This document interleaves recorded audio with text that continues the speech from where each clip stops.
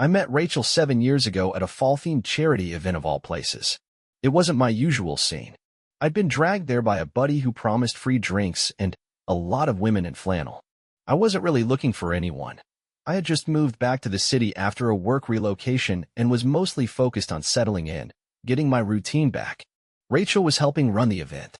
She wasn't hard to spot. Dark auburn hair pulled back in a loose braid, a green scarf wrapped around her neck, clipboard in hand, bossing people around with this calm, assertive charm that just drew you in. She had this quiet confidence, like she knew exactly who she was and didn't need to prove anything to anyone. That stuck with me. She caught me hovering awkwardly near the cider station, looking more like a lost tourist than someone there by choice, and she came over and asked if I was okay. I told her I wasn't much of a crowd person. She said, "Neither am I. That's why I run these things. I don't have to mingle if I'm the one in charge." We laughed. I stayed longer than I planned. We ended up talking for almost 2 hours that night. No cheesy pickup lines, no games. Just easy conversation. She told me about her design work. She did a mix of freelance and agency projects, and I told her about my job in IT. We joked that she made the world prettier, and I just made sure people's printers didn't explode. Our first date was 2 weeks later. A bookstore cafe. She ordered hot chocolate with cinnamon. I went with black coffee. We didn't rush anything, but it felt natural, like we'd already been part of each other's lives somehow. We just fit. Fast forward, and here we are married, sharing a cozy 2-bedroom house in the suburbs, with a backyard that she turned into a Pinterest dream. Raised garden beds, string lights, a little fire pit we built together last spring. No kids yet, though we've talked about it. Right now it's just us and our dog, Luna, a slightly neurotic rescue who thinks she's a lap dog despite being part husky. Our life is comfortable, predictable in the best way. We have routines: Friday takeout and a movie, Sunday morning farmer's market, evening walks with Luna. She works from home, and I go into the office a few days a week. We share chores, make each other laugh, and leave little notes on the fridge with dumb inside jokes. It's not flashy or perfect, but it's ours. And I've been happy. At least, I thought I was. If you were to look at our life from the outside, you'd probably think we had it made. And honestly, I thought we did too. Rachel and I have been married for just over 4 years now. It's not the fairy tale kind of marriage. There aren't fireworks every night or dramatic romantic gestures every week, but there's a quietness to it that I always appreciated. A steadiness. I've never been the type to chase chaos. I just wanted someone I could build something real with, someone who'd stay when things got boring, who'd still laugh at my dumb jokes when we were both exhausted from work. That's who I thought Rachel was. Our house is small but homey. 2 bedrooms, hardwood floors, old radiators that groan when the heat kicks on in winter. Rachel has an eye for design, so every corner of the place has her fingerprints on it. Our living room is full of plants and thrift store finds she's given new life to, things I'd never think to pick out but that somehow just work. There's this little reading nook she carved out by the window with a hanging chair and a basket full of old novels. I've never seen her happier than when she's curled up there with a blanket and Luna dozing at her feet. She works from her home office upstairs. She always lights this lavender candle when she's in there, and I swear the scent has seeped into the walls at this point. Most evenings, I come home from the office, and she's there, sitting cross-legged in her chair, glasses perched on her nose, editing something on her screen. She'll look up, smile at me like I've been gone for days, and ask how work was. It's one of those small rituals that started early on and just became second nature. We've got our routines. On Tuesdays, we make tacos and argue about what movie to watch. Thursdays are for trivia night at this local bar where we know the bartender by name. Saturdays, we sleep in and cook a real breakfast: pancakes, eggs, the whole deal. It's simple. Nothing Instagram-worthy. But it's the kind of life I used to hope for when I was younger and watching my friends settle down one by one. Holidays are spent with her side of the family more than mine. They're a tight-knit bunch, loud, affectionate, a little overwhelming at times, but they always made me feel welcome. Her sister, Lily, is over constantly. They're the kind of siblings who talk on the phone every single day and somehow still have things to say when they see each other in person. I always liked Lily. She's funnier than Rachel in a sharp, sarcastic way, and she never took anything too seriously. We even started talking about getting a second dog. Luna's getting older, and Rachel said it might be good for her to have a companion. We were looking at rescues online, tossing names back and forth, some of them ridiculous on purpose, like Pickles or General Barking on. Stuff that made us laugh until we couldn't breathe. It wasn't perfect. No marriages. But we had a rhythm, you know? A life. Shared keys and inside jokes and a fridge full of sticky notes. I didn't think to question any of it. Not yet. Anyway, I used to believe we were one of those quiet success stories. The kind of couple that didn't need flashy vacations or over-the-top Instagram posts to prove we were happy. We just were. Most days, I would come home, drop my keys in the little ceramic dish Rachel made in a pottery class, and feel that strange kind of comfort, the kind where the air doesn't feel heavy, where your home is actually a place to exhale. Looking back now, it's almost unsettling how normal everything felt. We had inside jokes that probably wouldn't make sense to anyone else. Like how we'd call each other Captain and Lieutenant whenever we cooked together. She said it made the kitchen feel like a battlefield. Or how every time we ordered pizza, we had to flip a coin to decide who got the last slice. I always let her win, even when I didn't. That was just our thing. Our bedroom was the coziest place in the world. Not luxurious or magazine-ready, but warm. String lights above the bed, a bookshelf I built during quarantine, mismatched nightstands. She always slept on the left. She liked the window side. Said she liked waking up to the sun hitting the curtains. I snored. She'd joke that she was going to get noise-canceling headphones, but then she'd fall asleep with her hand on my chest, like it calmed her. I honestly thought we had something solid. The kind of marriage that gets stronger over time. We didn't argue much, and when we did, it was over things like who left the garage light on or whose turn it was to take Luna to the vet. We were both too tired most days to really fight about anything. And when we did disagree, Rachel had this calm way of diffusing things. She'd touch my arm and say, "Come on, it's us. We don't do yelling." And she was right. We didn't. I had friends, good friends, who envied what we had. They'd talk about stress in their marriages, about how they barely connected with their wives anymore. I never felt that way. Rachel and I had a good rhythm. She'd text me during the day with stupid memes or weird facts.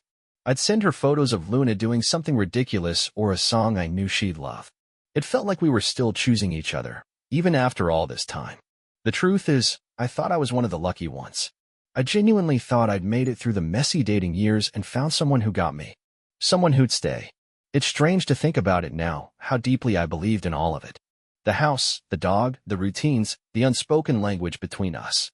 I had no idea the ground beneath me was already starting to shift. But at the time, all I saw was a life I loved. And the woman I loved at the center of it. There wasn't a single moment I could point to and say, that's when she started pulling away. It was slower than that. More like watching a sunset. You don't notice how dark it's gotten until you're sitting there in the quiet, wondering when the warmth disappeared. The first thing I noticed was that she stopped laughing at my jokes. I know how small that sounds. I'm not some stand-up comedian, but we had always made each other laugh. Dumb wordplay, inside jokes, those random moments when you just look at each other and burst into giggles over something no one else would get. That stopped. It was like flipping a switch. I'd say something that would have made her crack up before, and she'd just smile politely. Or worse, not even look up from her phone. She was on her phone more. A lot more. And not in the casual, scrolling through Instagram way. There was a new kind of guardedness to her screen time. I started to notice how she tilted her screen away from me when we were sitting on the couch. She'd get a message, glance at it quickly, then put the phone face down. I didn't want to be the jealous husband stereotype, so I didn't say anything. But I noticed. Conversations got shorter too. Before, she'd tell me about her day in detail at clients who drove her nuts, weird emails from her boss, a cool design she saw on Pinterest. Lately, it had turned into, "How was work?" "Fine." "Anything interesting happen?" "Not really." And then silence. I thought maybe she was just tired. We all go through phases, right? Stress at work, seasonal blues, burnout. I didn't want to overthink it. But it wasn't just her mood, it was how she moved. Her body language changed. She started going to bed earlier, usually before me, and I'd walk in later to find her already turned away, back to me, sometimes pretending to be asleep. There were fewer goodnight kisses, fewer touches. Like the thread between us was wearing thin, and neither of us knew how to tie it back together.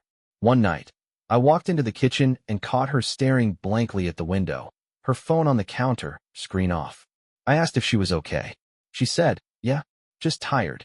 I told her she'd been saying that a lot lately. She just nodded and walked past me, not even waiting for a response. It was like being in a room with someone you love, but feeling like there's glass between you. You can see them, hear them, even talk to them, but nothing really connects. At first, I blamed myself. Maybe I'd been too caught up in work. Maybe I'd gotten complacent. Maybe she just needed space. I started doing more around the house. Making dinner. Leaving her little notes again. I even bought her this handmade scarf from a local shop because I remembered her saying she liked the color once. She said thank you, but her smile didn't reach her eyes. I didn't know what was wrong, only that something was. The woman I fell asleep next to every night was slipping away, inch by inch, and I had no idea how to hold on. There's a difference between someone being distant and someone hiding something. It took me a while to realize which one I was dealing with. At first, I kept telling myself Rachel was just in a weird funk. People go through phases, right?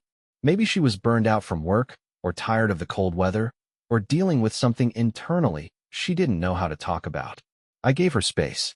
I picked up more of the slack around the house. I kept showing up, gentle, patient, present, waiting for her to come back to me. But she didn't. She got quieter, more forgetful.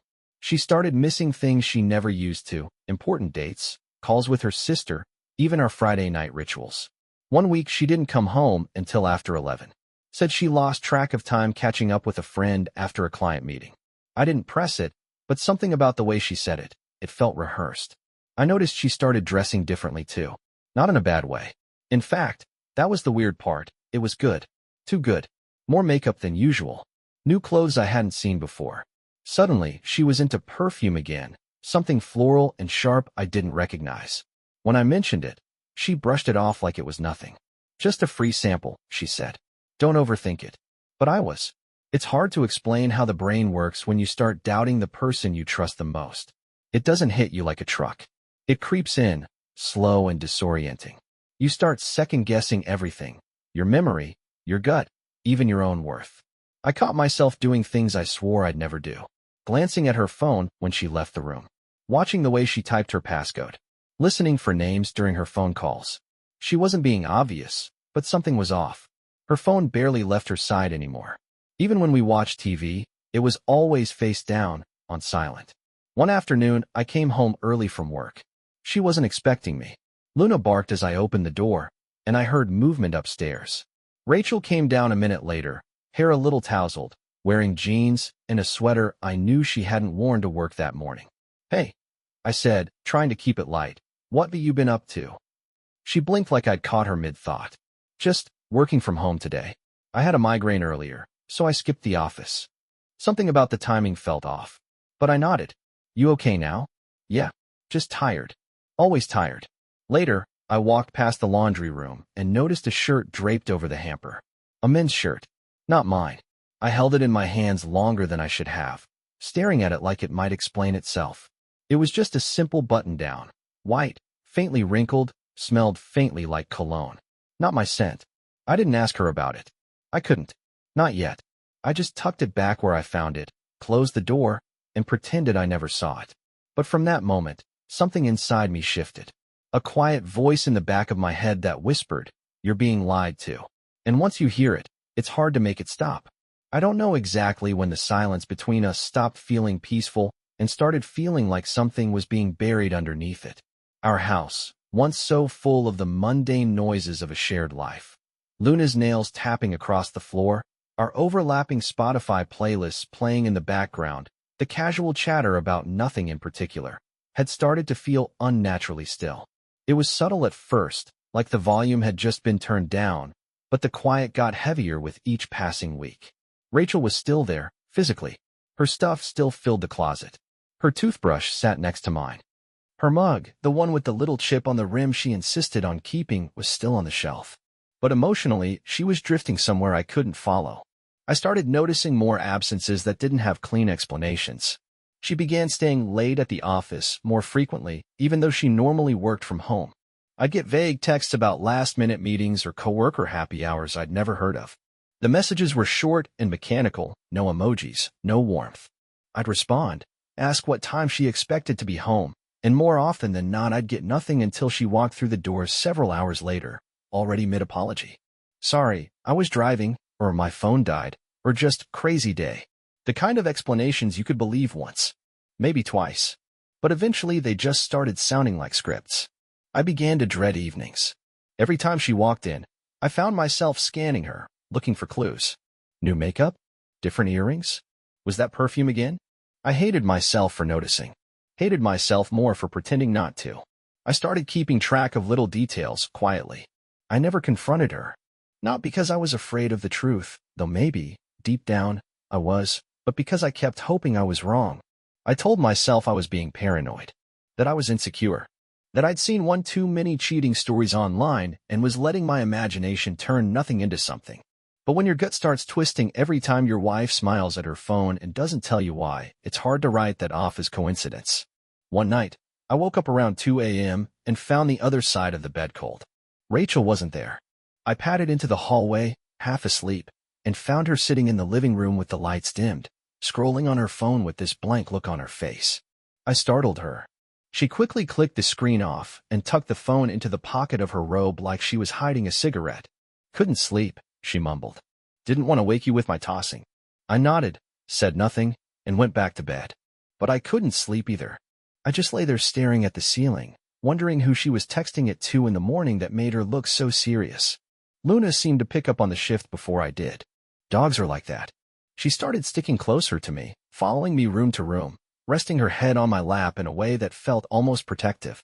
She'd sit at the door after Rachel left and whine softly, like she was confused about something she couldn't name. I remember thinking how ironic it was that our dog seemed more emotionally available to me than my wife. The hardest part, though, wasn't the lies I suspected were being told. It was the absence of the truth I used to feel so sure of. I didn't recognize us anymore.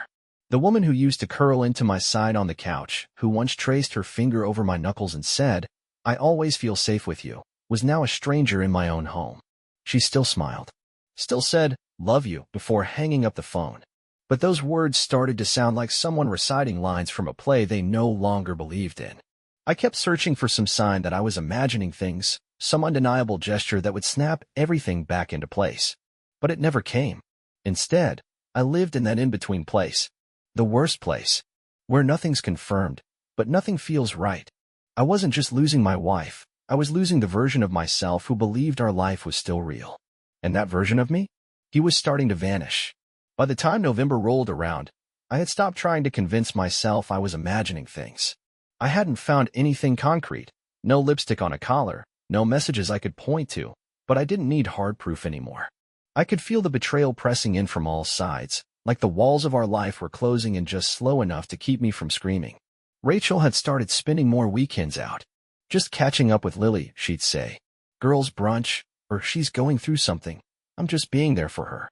At first, I didn't question it. I liked Lily. We were close. I trusted their bond. But then it started happening every weekend. Sometimes it was just a few hours. Sometimes it was the whole day. A couple of times, she came home late, much later than made sense. We had a few drinks, ended up staying in, she'd say, kicking off her shoes, acting like nothing was unusual. But there was always something slightly off. Her makeup would be perfect. Her clothes looked too carefully chosen for a casual day with her sister. Once, she came back wearing a necklace I'd never seen before, delicate, gold, unfamiliar. She claimed it was Lily's. She insisted I borrow it. I didn't push, but I remembered it. It got harder to play the role of the clueless husband. My brain had turned into an investigator, and I hated it. I noticed when her phone was suddenly password protected. She said there was a work data breach and she was just being safe. I noticed when her laptop had a new user login I'd never seen before. I noticed when she started showering the moment she got home, no matter what time it was. These were the kinds of things you don't want to notice. You want to give your person the benefit of the doubt. But when all you're left with are fragments of stories that don't quite line up, it becomes a war between your heart and your instincts. I started testing her in small ways, asking simple questions twice, worded slightly differently, just to see if her answers changed. Mentioning plans I thought we had to see if she'd forgotten them, or pretended to. Once, I asked how Lily's dog was doing. Rachel blinked, looked confused, then said, "Oh, he's fine. But Lily's dog died last spring." I knew that. Rachel knew that. And still, she said it like it was nothing. That moment stuck with me more than I care to admit. I became obsessed with catching her in the lie, and I hated what that was doing to me. I started staying up later than usual, watching her movements, trying to read between the lines of everything she said. I even scrolled through old photos of us, trying to find some difference in her smile, her eyes, anything that might tell me when she started slipping away. But people don't change all at once. They drift. And Rachel was already far out in the tide. We went to her cousin's birthday party around mid-month. It was a small gathering at a cozy little restaurant. She was polite, engaged, even affectionate. She held my hand when we walked in, kissed my cheek when we left. If someone had taken a photo of us that night, you'd think we were still madly in love. And for a moment, just a moment, I let myself believe it. I leaned into her touch like a man grabbing at a memory before it disappeared. But in the car on the way home, she was silent again. Not tired. Not upset. Just elsewhere. That night, lying in bed beside her, I stared at the ceiling for hours, listening to her breathe, wondering if she was dreaming of someone else. Someone who made her smile the way she used to smile at me. I didn't ask. I didn't say a word. Because deep down, I already knew the answer. And I wasn't ready to hear it out loud. It happened on a Sunday. I wish it had been something quieter, something private, something I could have processed in pieces. But instead, the truth came crashing down on me in the middle of a family gathering, surrounded by laughter, wine glasses, and people I thought I could trust. It was my niece's birthday, just a small backyard party, nothing fancy. Rachel came with me, dressed like she always did for these things, casual but elegant, like she knew exactly how to make everyone adore her. She brought a bottle of rose and a platter of her go-to lemon cookies. Everyone gushed over her, as usual. I stood beside her, smiling on autopilot, while inside my chest everything felt like it was spinning. I was still in that limbo between suspicion and denial, hoping, maybe foolishly, that I was wrong, that this distant version of her I'd been living with for months was just going through something temporary. It was early evening when I stepped inside to grab another drink. The house was quiet. Most people were outside on the patio. I went into the kitchen, but stopped short when I heard voices down the hall.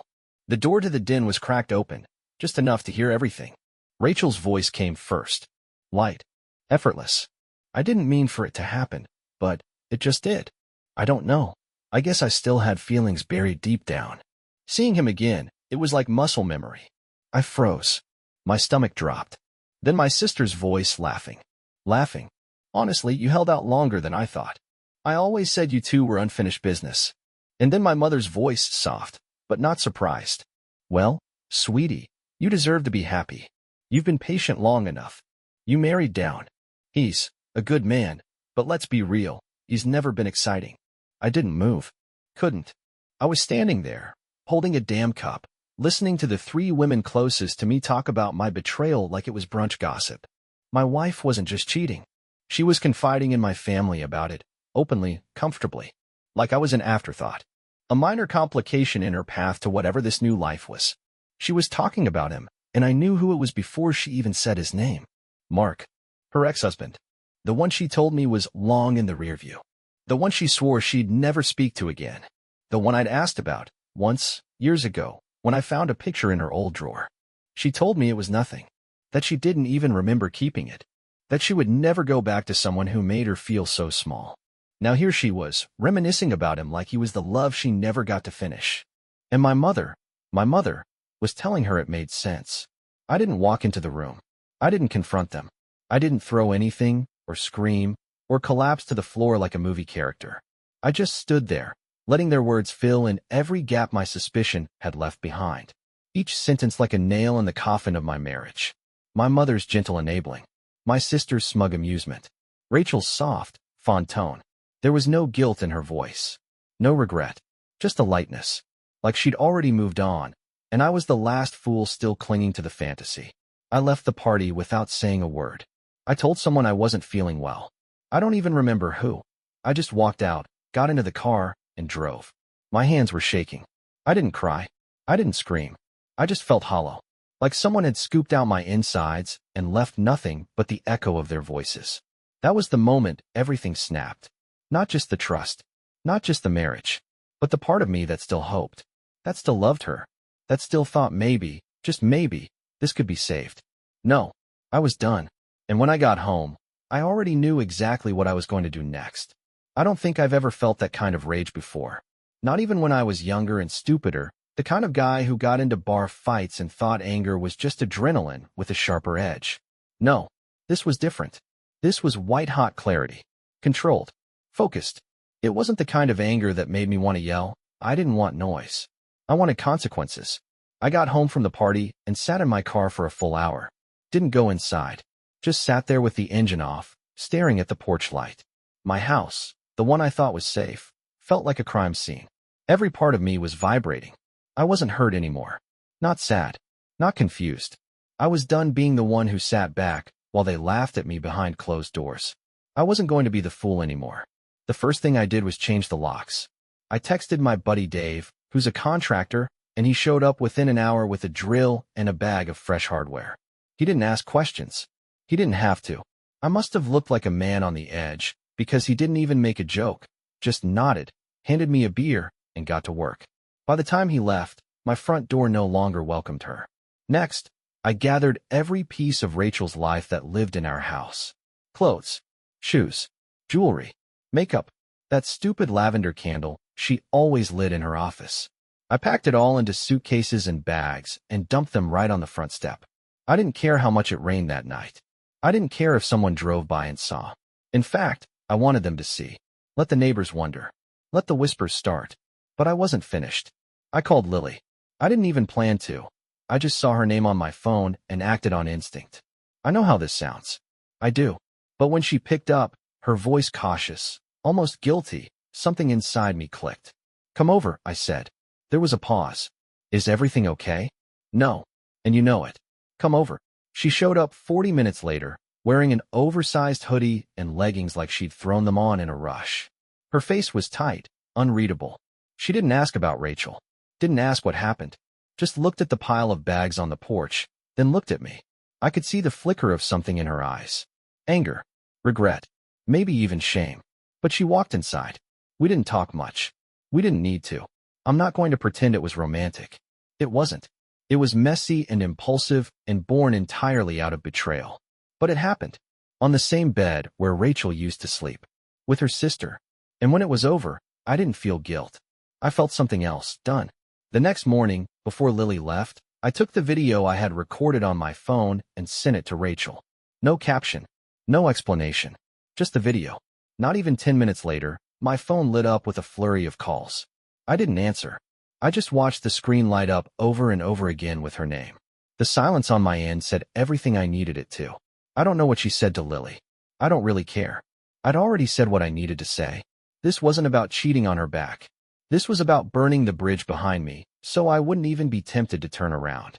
She disrespected me in the most cowardly, cruel way possible, lying to my face while rekindling something behind my back, then laughing about it with my own mother and sister like I was a placeholder. No more second chances. No conversations. No apologies. She threw away our life without looking back. So I burned what was left of it. The days after I sent Rachel that video were quiet, eerily so. She stopped calling after the second day. No texts, no emails. Just a silence that was somehow louder than all her lies combined. Maybe she was humiliated. Maybe she was angry. I don't know. I don't care. Whatever version of her that existed in my life is gone. And honestly, the quiet? It felt like oxygen. I spent the first few mornings waking up before the sun, my body still wired like it was preparing for another emotional ambush. But nothing came. Just Luna stretching at the foot of the bed, yawning like it was any other day. She kept me grounded, that dog. Somehow knew I needed something to care for that wouldn't lie to my face. I got rid of our bedsheets. Donated all the throw pillows she loved. Repainted the bedroom walls myself. Something light and earthy, like sage. The bedroom doesn't smell like her perfume anymore. The house feels different. It is different. I even started going to the gym again. Not to glow up for revenge or prove something to anyone, but because I needed to feel like I owned my body again. Like I could still do something just for me. Somewhere between the treadmill and the weights, I remembered what it felt like to show up for myself. It was strange at first, but it stuck. I had no plans of dating. None. The idea of getting close to someone again made my skin crawl. But life doesn't always ask for permission. Her name is Claire. We met at the dog park. She has a golden retriever named Murphy who decided he was madly in love with Luna the moment they met. Claire's the kind of person who doesn't fill silences with noise. She asks real questions. She listens. She laughs easily, but not performatively. She's not trying to impress anyone. She's just there. The first time we grabbed coffee, I almost backed out. I sat in my car outside the cafe for 10 minutes, palms sweating like I was back in high school. But she smiled the second she saw me, this soft, unassuming smile, and said, "You showed up. That's already something." We talked for hours. Not about exes. Not about pain. Just about life. Her job as a freelance photographer. My love-hate relationship with spreadsheets. What we'd name our dogs if we weren't so bad at naming things. It felt effortless, which terrified me, but also gave me hope. We've been seeing each other for about a month now. It's nothing serious. We're taking it slow. She knows I'm healing. She's patient with that. There's no pressure. Just companionship. Just presence. And that's more than I knew I needed. Rachel reached out once since the silence. One long email. I didn't read it. I saw her name in the subject line and archived it immediately. That part of my life is a locked door now. I have no interest in revisiting the wreckage just to stand there and count the pieces. Lily hasn't spoken to me since that night. I expected that. I don't regret what happened. I won't pretend it was noble. It wasn't. But it was honest. More honest than anything Rachel gave me in the final months of our marriage. I'm not whole yet. I'm not fixed. But I'm moving. Forward. One day at a time. And for the first time in a long time, the path ahead doesn't feel like it belongs to someone else. It's mine. It's been 3 months since I watched my marriage collapse in real time, like a slow-motion building imploding from the inside. 3 months since I stood in my own house, packed up the life I built with someone I thought I'd grow old with, and decided to start over on my own terms. It's strange how fast something can die. One day you're planning your weekend around her favorite bakery, and the next you're changing the locks while she's off playing house with her ex-husband. It's even stranger how, after all that, life still goes on. Dishes still pile up. The dog still needs walks. The mail still comes. Grief doesn't arrive all at once. It trickles in quietly. When you hear a song you used to cook to together, or you find a pair of earrings behind the dresser you missed during the purge. Sometimes I miss the idea of her. The version of Rachel I thought I married. But that woman doesn't exist. Maybe she never did. And loving a ghost is no way to live. I've been spending more time with people who actually show up. My dad and I talk more now than we have in years. Turns out he always thought Rachel was too curated. I wish he'd said something sooner, but I get it. People think they're protecting you by staying quiet. Sometimes silence feels safer than truth, until it doesn't. Claire's still around. We're not rushing anything, and that's what makes it good. It's calm, mutual, honest. She knows what happened. I told her everything. I didn't want to bring secrets into something new. She didn't flinch. Just said, "You didn't deserve that. But you deserve better now." And she meant it. Sometimes I catch myself waiting for the fallout. Like betrayal leaves behind this long shadow you can't quite shake. But so far, no more texts. No more drama. Rachel stayed gone. I've seen her once, from a distance, in a grocery store parking lot. She looked thinner, older, tired. We didn't speak. Just kept walking. Two strangers carrying different kinds of guilt.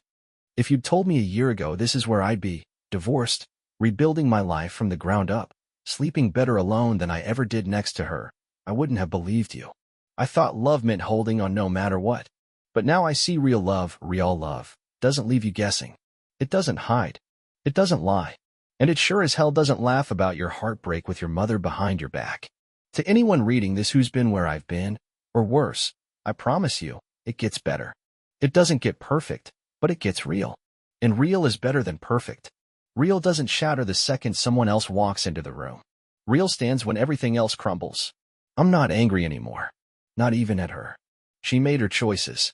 And I made mine. I chose to leave the ashes behind. And now, finally, I get to breathe.